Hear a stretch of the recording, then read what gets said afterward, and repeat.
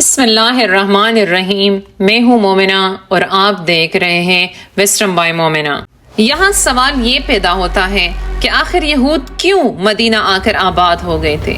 ان کے کیا مقاصد تھے؟ کیونکہ یہود کوئی بھی کام بغیر مقصد کے نہیں کرتے۔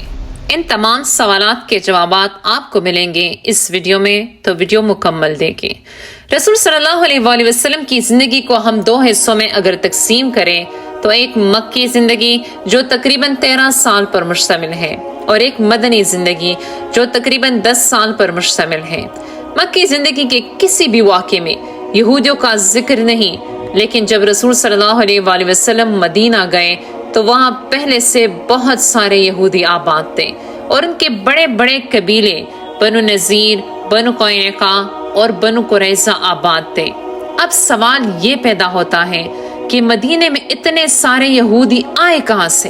یہودیوں نے بہت پہلے اپنی تورات میں پڑھا تھا کہ ایک آخری نبی آئے گا اور وہ پوری دنیا میں انصاف قائم کرے گا۔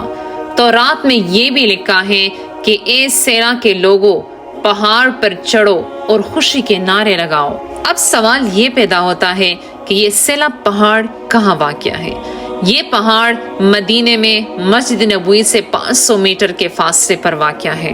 تو یہودیوں کو پہلے سے پتا تھا کہ مدینے میں بہت جلد ایک پیغمبر آنے والا ہے، اس لیے یہودی آہستہ آہستہ مدینے میں آ کر آباد ہونا شروع ہو گئے تھے، اور ان کو اس بات کا اشد انتظار تھا کہ وہ نبی آخر الزمان ہماری نسل میں سے یعنی بنو اسحاق میں سے ہوگا، اور ہم ان کے ساتھ مل کر دوبارہ پوری دنیا پر اسی طرح شاندار حکومت قائم کریں گے جو حضرت داؤد علیہ السلام اور حضرت سلیمان علیہ السلام نے قائم کی تھی۔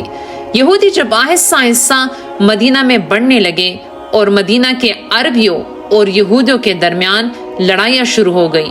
مدینہ کے یہودی جب بنو اسد اور بنو غطفان وغیرہ قبائل عرب سے شکست کھا کر عاجز ہوتے تو عربیوں سے کہتے کہ آج تو تم نے جو کچھ کرنا ہے کر لو، لیکن بہت جلد ہمارا ایک پیغمبر آنے والا ہے، پھر ہم تم لوگوں کو نہیں چھوڑیں گے اور اس کے ساتھ مل کر ہم پوری دنیا پر فتح حاصل کریں گے۔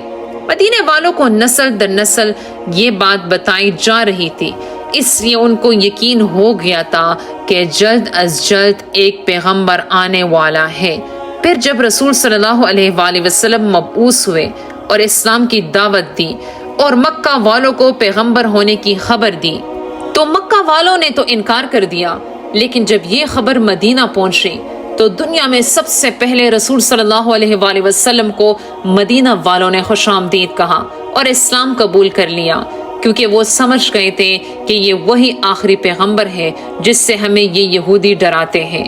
یہودیوں کو جب پتہ چلا کہ یہ ہمارا پیغمبر تو عربیوں میں آ گیا ہے اور وہ بھی حضرت اسماعیل علیہ السلام کی نسل سے، تو انہوں نے صاف انکار کر دیا کہ یہ وہی پیغمبر نہیں جس کا ہم انتظار کر رہے تھے۔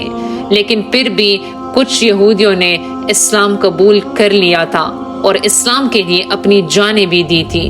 یہودیوں نے صرف رسول اللہ صلی اللہ علیہ وآلہ وسلم کے انکار پر بس نہیں کیا، بلکہ رسول اللہ صلی اللہ علیہ وآلہ وسلم کے خلاف سازشیں شروع کی، اور انہی یہودیوں کے برے عزائم، ان کے برے کرتوتوں اور سازشوں کی وجہ سے رسول اللہ صلی اللہ علیہ وآلہ وسلم نے انہیں وقتاً فوقتاً مدینہ بدر کر دیا، اور یہودی مدینے سے نکل کر خیبر میں جا کر آباد ہو گئے تھے۔